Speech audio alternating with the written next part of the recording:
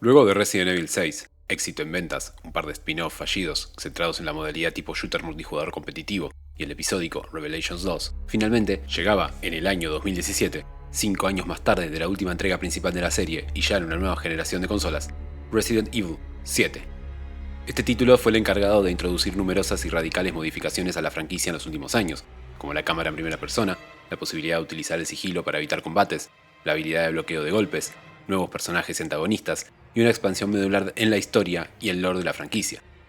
4 años más tarde, vimos cómo esta tendencia se desarrollaba y profundizaba aún más en el octavo título principal de la serie, Resident Evil 8, también subtitulado Village. Aún sin quedar exentos de polémicas y críticas de todo tipo por todos los cambios, estos dos títulos fueron grandísimos éxitos de ventas para Capcom, y juegos universalmente aclamados tanto por la crítica mediática como por una muy buena fracción del público. Uno de los motivos más repetidos a la hora de juzgar esta renovación de votos para con la franquicia fue la vuelta al terror de la misma, factor que muchos habían percibido como una pérdida desde que Resident Evil 4 introdujera un mayor protagonismo en la acción y que tal característica se fuera acrecentando con el pasar de las entregas.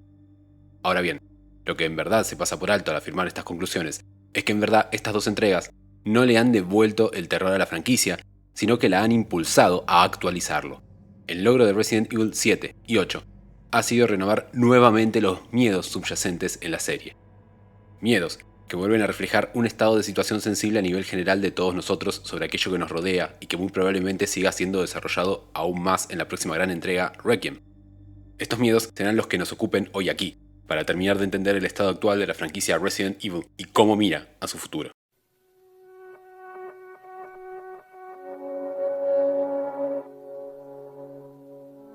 Los primeros 3 juegos de la saga se caracterizaron por reflejar un terror basado en una serie de distintos temores generales, muy característicos del ser humano. El temor a la alteridad, a la muerte, a lo desconocido o al fin del mundo son algunos ejemplos de los miedos más primitivos que mejor se plasmaban en las primeras entregas. Más tarde, los juegos cuarto y quinto cambiaron radicalmente este registro y su tratamiento con el terror fue disminuido a cotas mínimas. Siendo desarrollados con el eje más centrado sobre mecánicas de acción y concebidos argumentalmente luego de la crisis internacional que desencadenó la guerra en Medio Oriente al inicio del milenio, estos dos títulos pasaron a resaltar con mayor énfasis ciertos temores fóbicos. La xenofobia y la agorafobia fueron puestos en el centro de la escena en estos juegos, al mismo tiempo que se solapaban críticas hacia el neocolonialismo por los experimentos y depredación llevados adelante por grandes capitales del primer mundo sobre periferias en desarrollo. Estos temas y juegos ya fueron ampliamente analizados en este canal.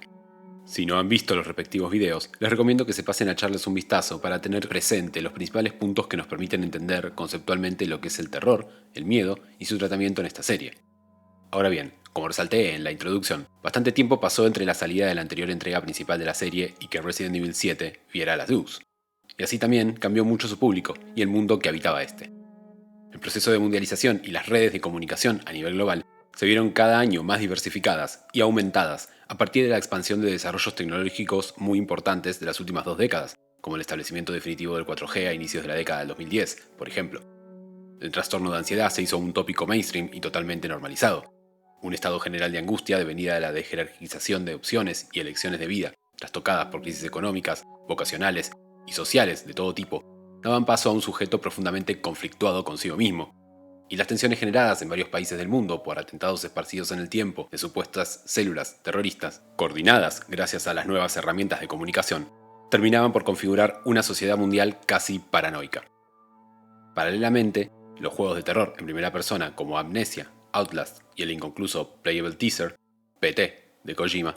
marcaban un antes y un después en el género del survival horror durante la primera mitad de la década del 2010 en el mundo de los videojuegos, así como otras obras importantes encontraban inspiración utilizando cada vez más elementos de terror psicológico, como las series de Alan Wake o Evil Within.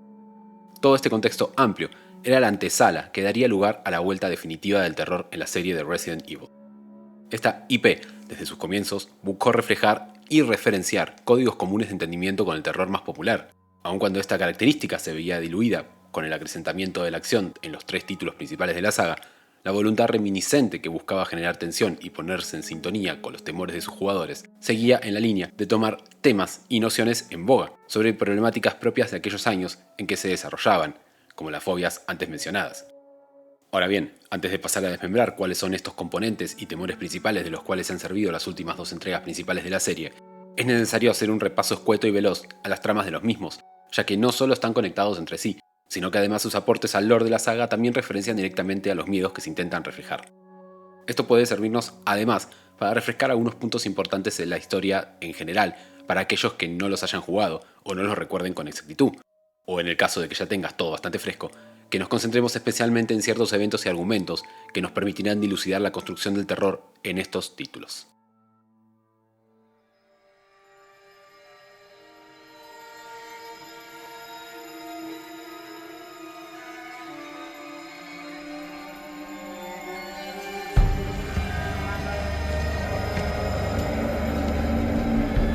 El séptimo juego de Resident Evil nos sitúa en los zapatos de Ethan Winters, protagonista nuevo de la serie, que llega a un campo abandonado luego de haber recibido un mensaje de su esposa, Mia, que él creía muerta desde hacía ya 3 años.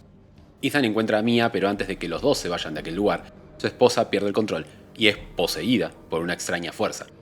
Mia ataca a Ethan y este se ve obligado a reducirla antes de que lo asesine. Sin embargo, antes de que podamos reaccionar a todo esto, Ethan es golpeado por Jack Baker, uno de los enemigos del juego y padre de la familia Baker, formada por el mismo Jack, su esposa Marguerite, el hijo Lucas y una anciana en silla de ruedas. Gran parte del juego consiste así en escapar y matar a 3 de los 4 integrantes presentes de la familia. En medio de esta dinámica, Ethan también se encuentra con una niña vestida de oscuro que le suele generar alucinaciones y que se revelará más tarde como Evelyn, un ser humano genéticamente modificado y convertido en arma biológica por una compañía ilegal denominada Las Conexiones. A lo largo de lo que podemos investigar y enterarnos en estos últimos 2 juegos, se nos cuenta que Las Conexiones se dedicaban a la creación y desarrollo de armas biológicas, similar a la vieja Umbrella, e incluso que ha sido fundada por Brandon Bailey, antiguo director del laboratorio de Umbrella en África. Evelyn fue el producto de una larga investigación y experimentos con un superorganismo fúngico psicotrópico denominado Mo, así como con el ADN de Eva, la hija fallecida de Madre Miranda, de la cual no nos enteraremos nada en esta séptima entrega, pero se revelará más tarde como la antagonista principal de Resident Evil 8 y una de las figuras más importantes para todo el lore de la serie. Ese Mo, con el que se ha constituido a Evelyn, le ha permitido tener control sobre las mentes de sus víctimas, generando locura, paranoia y alucinaciones, así como habilidades regenerativas y mutaciones orgánicas de todo tipo. Al haber sido objeto de experimentos toda su vida, Evelyn creció obsesionada con tener una familia, lo que la conduce a buscarla en cualquier persona a la que infecta. Volviendo a los eventos del juego, Ethan escapa en bote con Mia y Zoe, otra hija de los Baker que ayuda a Ethan durante el juego, ya que ha logrado no sucumbir a la influencia de Evelyn, pero son atacados por una criatura y terminan naufragando en un buque petrolero perdido. Allí se nos revelan varios detalles de Evelyn, como los que acabamos de repasar, pero también de lo sucedido previo a los eventos del juego. Mia era una agente secreta al servicio de la corporación responsable del desarrollo de Evelyn, es decir, de las conexiones. Estaba escoltándola cuando el barco fue golpeado por un temporal de grandes magnitudes, quedando destruido y permitiéndole a Evelyn infectar a Mia, para que hiciera de su madre y escapara con ella. Finalmente, Ethan logra generar una potente toxina para matar a la niña, que se nos revela como la anciana en silla de ruedas que estaba en la casa de los Baker. Por otro lado, Resident Evil 8 tiene lugar 4 años más tarde de todos estos eventos. Ethan y Mia, salvados y reunidos nuevamente, han logrado sobrellevar los eventos traumáticos, conformar una familia y tener una hija, Rosemary. Logran esto además gracias a un viejo conocido de la serie, Chris Redfield, quien terminó de saber a Ethan al final del séptimo juego y gestionar la limpieza de los antecedentes de Mia como agente de la corporación criminal Las Conexiones. Sin embargo, en la introducción misma de este juego, Chris y su equipo irrumpen en la casa de estos dos, disparando a Mia a quemarropa y llevándose a un inconsciente Ethan y a la bebé Rose de su casa. Resulta que aquella Mia era en realidad la antes mencionada Madre Miranda, quien habría secuestrado y encarcelado a la esposa de Ethan para infiltrarse en su casa. Esto lo logra ya que la misma tiene aún más habilidades psíquicas y biológicas de control que Evelyn. Miranda era una científica investigadora y médica de principios del siglo XX. Durante la pandemia de gripe española de 1918 pierde a su hija, Eva, lo que la conduce a una profunda depresión y principio de demencia. En este estado, Miranda busca refugio en una cueva cercana a su casa, donde descubre el hongo denominado megamiceta y da cuenta de algunas de sus propiedades de manera inmediata, como la característica de esta sustancia de contener en sí la conciencia e información de los organismos infectados por ella. Miranda realiza así una interminable cantidad de experimentos con aldeanos y personas buscando el anfitrión perfecto para la conciencia y resurrección potencial de su hija fallecida, lo que da lugar al nacimiento de incontables sujetos genéticamente modificados y criaturas deformes de todo tipo que vagan y viven en su aldea. Pero esto no es lo único importante de Madre Miranda. ya que se nos revelará que la misma fue la tutora principal de Oswald Spencer, fundador de la mismísima corporación Umbrella, y a quien inspiró con sus experimentos sobre ingeniería genética y virología. Así también, la corporación Las Conexiones, al tanto de sus experimentos, se contacta con ella para ayudarla con sus pruebas, a cambio de recibir de Miranda muestras de la megamiseta y del ADN de su hija. Esto fue lo que daría lugar al nacimiento de Evelyn por parte de esta corporación criminal, buscando dar nacimiento al arma biológica más efectiva de todas. Y así también fue esta corporación quien le facilita a Miranda la información sobre el paradero de Rose, a quien se caracteriza como anfitrión perfecto sobre el que reencarnar a su hija, ya que Rose sería producto de dos personas en las que se habría hospedado y desarrollado el hongo de manera efectiva, los mismos Ethan y Mia, lo que la hace innatamente poderosa y cuando crezca sería capaz de controlar la megamiseta y a todos los infectados con ella, igual que hacía Evelyn. Por eso Madre Miranda planea secuestrarla y sacrificarla para hacerla luego renacer como Eva. Volviendo a los eventos principales del juego, luego de la irrupción de Chris en casa del protagonista, Miranda estrella el camión que los transportaba y secuestra a Rose.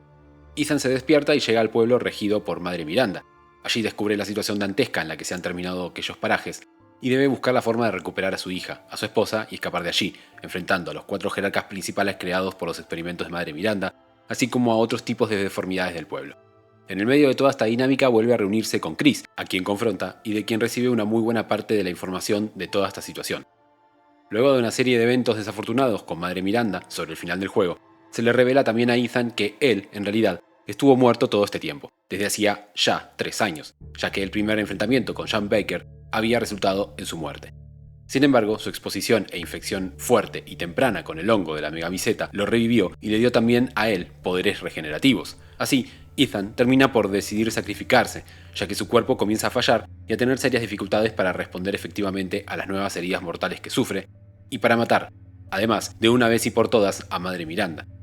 Antes de inmolarse con Miranda y el pueblo entero, Ethan le encomienda a su hija y a su esposa a Chris, quien logra rescatar a ambas sobre los últimos compases de esta 8ª entrega.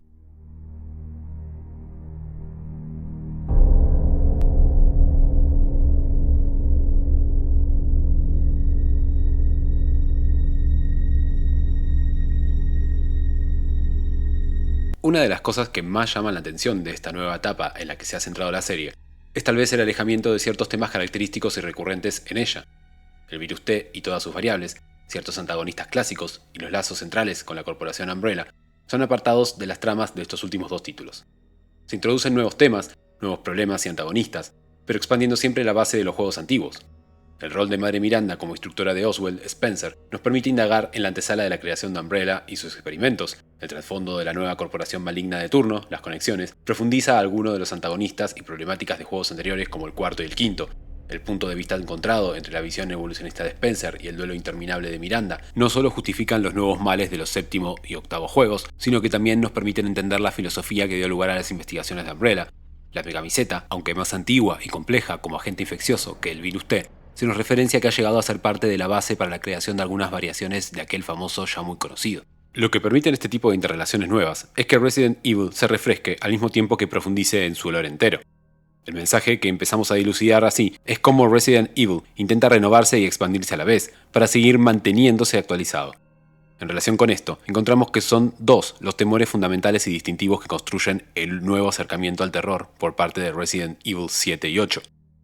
Muchos de los miedos que vuelven a reflotar en estos 2 títulos son posibles de rastrear de manera casi calcada en otros juegos de la serie, especialmente los 3 primeros.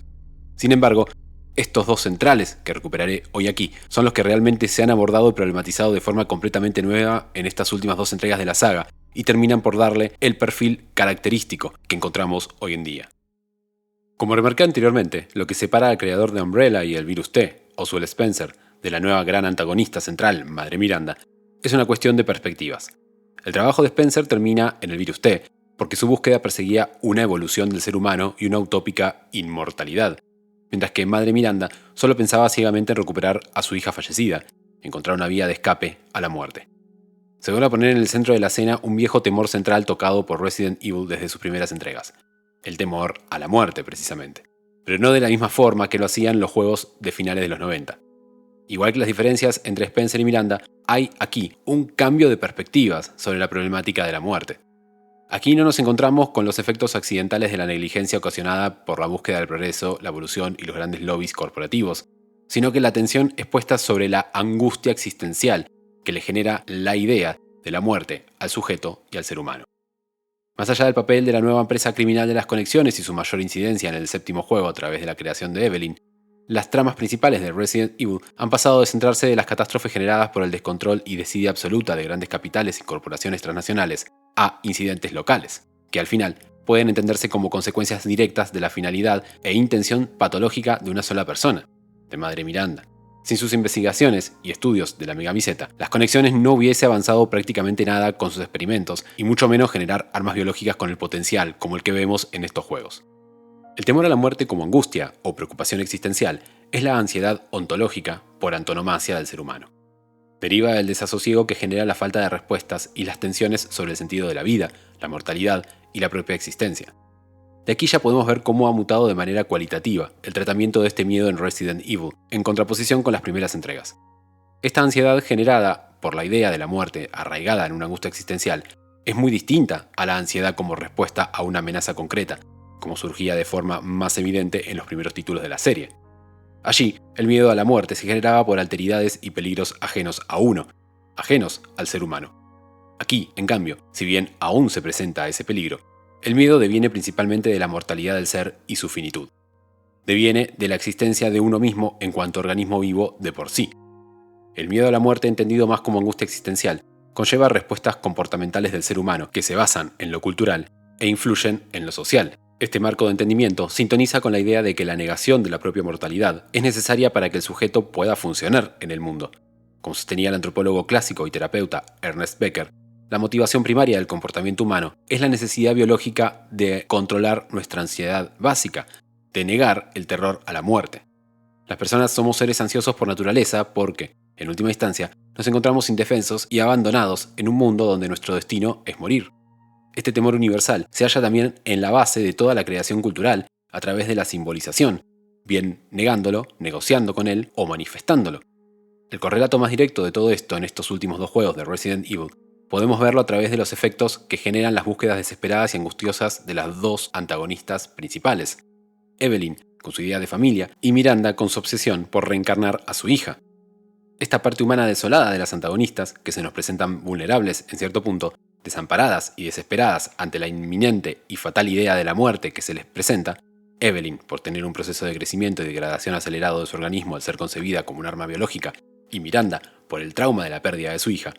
ponen de manifiesto que los incidentes y todo aquello que termina sucediendo en estos dos juegos han sido consecuencias directas de sus negaciones a la muerte, de reacciones ansiosas producidas por sus angustias existenciales. Pero no solo en las antagonistas se retrata este temor tan primario. Ethan Winters, el protagonista de ambos juegos, es una especie de héroe caído en desgracia. No solo es una persona sin preparación previa de ningún tipo, que se ve envuelta en situaciones totalmente forzosas y que lo exceden en todo sentido, sino que su prematura muerte al inicio del séptimo juego, que nos es parcial y argumentalmente oculta, le termina dando un perfil trágico a su historia. El hecho de que se valga principalmente de su fuerza de voluntad y amor hacia su esposa e hija, que lo movilizan a salir adelante y terminar con dos grandes amenazas biológicas monstruosas, se basa por sobre todas las cosas en su respuesta y motivación frente al terror a la muerte, especialmente el miedo a la pérdida de su familia. Además, las revelaciones que va experimentando y que lo hacen integrante y pieza fundamental de todo aquel contexto extraordinario y dantesco, terminan por conflictuarlo consigo mismo y su propia existencia, hasta el punto de decidir sacrificarse con la cueva de la megamiseta para hacer desaparecer el origen de aquel mal. Antes de tomar las decisiones determinantes de los últimos dos momentos del octavo juego, Ethan Winters se insinúa impactado por un cuestionamiento sobre su propia vida y existencia. La respuesta final viene, una vez más, como toma de conciencia de la propia libertad de elección y las consecuentes responsabilidades que ello implica. El sentido de su vida es salvar a su hija y esposa, cueste lo que cueste, aún sea ello su propia vida. Frente a las palabras hirientes de una alucinación de Evelyn, Ethan reacciona intentando sostener la idea de defender a su familia y al producto de sus actos y decisiones. Decía Jean-Paul Sartre que el hombre no es nada más que su proyecto, no existe más que en la medida en que se realiza. Por lo tanto, no es otra cosa que el conjunto de sus actos, nada más que su vida.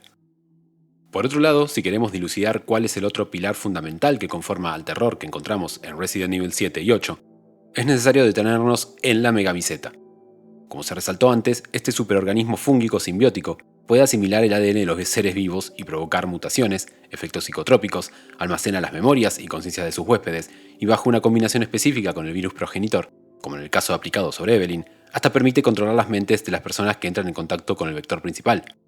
Desde hace ya muchas décadas, las investigaciones centradas en distintas especies de organismos fúngicos, como las micorrizas y hongos endófitos, han ido ganando más y más importancia, sobre todo para su aplicación en distintas áreas críticas de la vida humana, como la reducción de agroquímicos en la agricultura, la biorremediación de suelos y el desarrollo de fármacos y nuevos usos en toxicología, medicina y seguridad humana. Varias son las características de los organismos fúngicos que los hacen claves para todos estos avances, entre los que se resaltan precisamente sus capacidades de comunicación molecular y sus memorias fúngicas, las cuales retienen y procesan información a través de sus redes de micelio, que actúan como un sistema nervioso distribuido para compartir recursos, comunicarse, evolucionar mediante sistemas de feedback y tomar decisiones colectivas para su supervivencia. Estas son precisamente las características sobre las que se basa el superorganismo ficticio de estos dos juegos. La inserción de componentes de origen fúngico en distintos productos de nuestra cotidianidad y la divulgación de información sobre investigaciones o promoción de distintos usos de nuestros entornos ya es algo naturalizado para todos nosotros. Ahora bien, a nivel popular, los hongos y los componentes derivados de ellos siguen siendo un misterio y objeto de descubrimiento algo peculiar, ya que a pesar de su inserción cotidiana en nuestra vida, sus potenciales y posibles efectos o aplicaciones no han sido del todo explotados ni explorados. El lore de Resident Evil toma este espacio de desconocimiento sobre los organismos fúngicos para volver a erigir el viejo miedo a lo desconocido, de la misma forma que en los 90 recuperaba el tópico de las investigaciones científicas con agentes patógenos. La megamiceta es un organismo fúngico aún sin conocer ni descubrir, que resulta ser un agente amenazante para la vida humana. A su vez, los efectos mortales de los agentes patógenos, generados a partir de la megamiceta, reflotan una serie de controversias éticas que nos hacen volver a recordar varias características malsanas de nuestra sociedad actual. Su rápida y fácil expansión y contagio genera una creciente y constante ansiedad para los personajes de estos juegos, ya que la contaminación con el mismo puede darse incluso a través del aire y la exposición cercana, al contrario de la mayor parte de los virus anteriores de la serie, que debían inocularse o entrar a los sujetos por fluidos o sangre. La infección con el mismo es entendida en el mayor porcentaje de los casos como un evento letal o potencialmente mortal para los sujetos, lo que le genera una profunda angustia y pérdida de sentido existencial al dar cuenta de la fatalidad de su situación. Y en el caso de sobrevivir a la exposición y efectos de la megamiceta, como en el caso del mismo protagonista Aidan Winters o su hija Rose, estos juegos nos dejan ver cómo al final esa inmunidad y adaptación orgánica les termina generando un conflicto consigo mismos, encontrándose en la dificultad para terminar de reconocerse como humanos con libre albedrío, sin ataduras de aquel factor patógeno. Pero también las características propias de la megamiceta, en cuanto puede albergar las memorias y conciencias de todo aquello que perece y que ha entrado en contacto con ella, alza el temor a una especie de conciencia fantasma, actuando a través de los nuevos sujetos mutados. Incluso en su estadio más avanzado, como el que controla a Evelyn, funciona a modo de red neuronal, que permite el control de los sujetos y la degeneración psicológica de los mismos a partir de alucinaciones a voluntad. La megamiceta, así, como una especie de red de comunicación infecciosa, con todas las capacidades propias de crecimiento, propagación y mutación de una raíz fúngica, se proclama como el agente patógeno natural más peligroso de toda la serie, incluso con mayor tenacidad que los virus anteriores. De esta forma, teniendo en cuenta la nueva adaptación de un tópico científico popular, Resident Evil vuelve a retratar un miedo muy tradicional como es el temor a lo desconocido, aunque el tratamiento que encontramos sobre este miedo también es muy distinto al tradicional reflejo que suele adoptar. Igual que el miedo a la muerte, el miedo a lo desconocido recibe un tratamiento muy distinto en estos últimos dos juegos a cómo se representó con anterioridad en la serie, ya que la búsqueda incansable por producir los temores más populares de nuestra realidad cotidiana actual obligan a Resident Evil a reactualizarlo y caracterizarlo a través de angustias, ansiedades y conflictos individuales del ser. El resultado termina tomando la forma de un gran temor paranoide, por el cual se inocula al jugador y a los personajes del juego con una desconfianza y sospecha profunda por el contexto y la alteridad, generando un miedo constante a desconocer las verdaderas causas de los hechos y las intenciones de los demás. Como remarca el psicólogo y sociólogo italiano Luigi Zoya, la lógica paranoica es la de una inversión de las causas, por la cual se da una circularidad viciosa que legitima que el miedo del sujeto siempre es real o potencial, puesto que aquello que se desconoce, así como los otros que nos rodean, no son uno mismo. Esta argumentación falaz ya da por sentado tan solo las sospechas mismas, perturbando constantemente la mente del individuo. Una vez se ha desatado un proceder paranoico, este se alimenta a sí mismo, reforzándose y cortando la posibilidad de su reversión. De esta manera se deja claro que esta vez el verdadero núcleo de este temor paranoide reside circularmente en uno mismo. Las angustias existenciales, las ansiedades por las afecciones y los conflictos individuales por las condiciones y el devenir propio se mantienen en reproducción siempre al interno de cada individuo. La amenaza externa existe y es innegable en estos dos Resident Evil, pero también logra detonar todo un conjunto de discordias y tensiones centradas en el ser, en el individuo en sí. La megamiseta representa el agente patógeno más potente de toda la saga, pero sirve en estos dos juegos para trasladar la tensión del argumento desde la tragedia colectiva, social o comunitaria a la tragedia personal.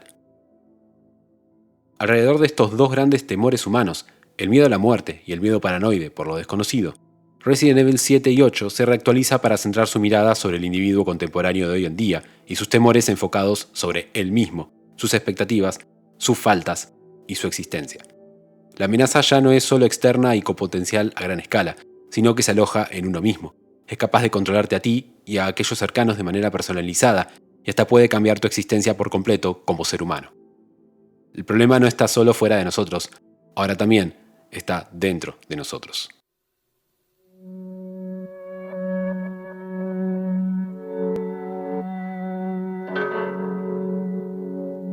Probando ser polémicos, se podría llegar hasta forzar nuestra opinión y sostener que Resident Evil 7 y 8 han sido la puerta de entrada al terror psicológico para la franquicia.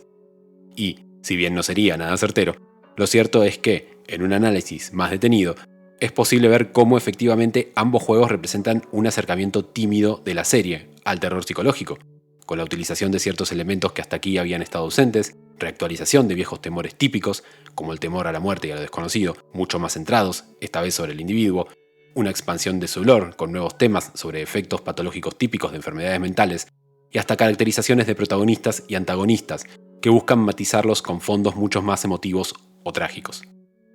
Este panorama actual es una gran declaración de intenciones por parte de la serie, la búsqueda incesante de mantenerse actual, atada a los miedos, discursos y tópicos más presentes a nivel social global.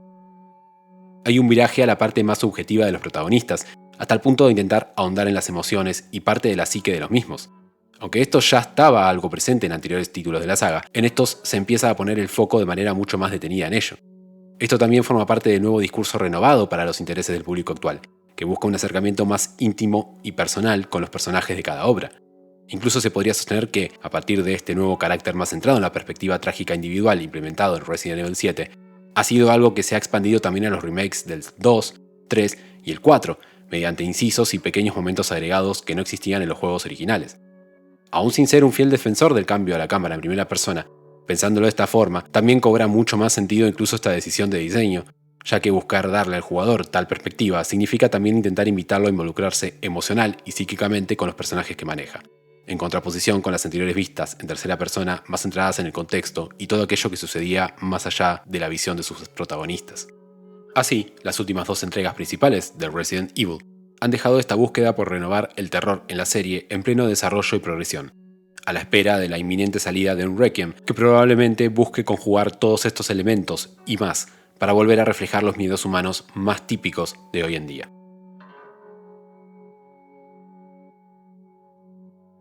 Si te gustó el video, el contenido, el abordaje o la temática, puedes dejar algún comentario, darle like y suscribirte, ya que el feedback nunca viene mal y aún me encuentro trabajando en muchos otros videos. Muchas gracias por llegar hasta acá y adiós.